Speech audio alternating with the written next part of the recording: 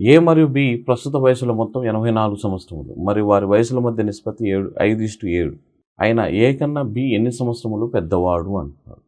Basic question అనమాట. మొత్తం నిష్పత్తి ఎప్పుడు కూడా మొత్తం విలువకు సమానం. అది ఒక్కటి మనం ఐడెంటిఫై చేయగలిగితే చాలు. మొత్తం నిష్పత్తి అంటే నిష్పత్తిలోని భాగాలను కలిపితే వచ్చేదాన్ని మొత్తం నిష్పత్తి అంటాం. మొత్తం నిష్పత్తి ఈక్వల్ టు దట్ ఈస్ 5+7 అనమాట. నిష్పత్తిలోని ప్రథమ పదము ద్వితీయ పదం కలిపితే వచ్చేదే మొత్తం నిష్పత్తి. 5+7 ఎన్ని భాగాలు? 12 భాగాలు. 12 భాగాలు ఈక్వల్ టు మొత్తం వయసు ఎంత? 84 సంవత్సరాలు.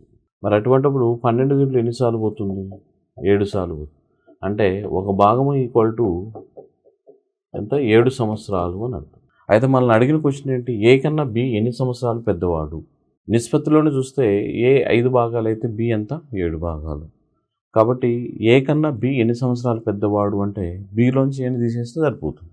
So B minus A equal to 7 - 5 equal to ఎన్ని భాగాలు? 2 భాగాలు.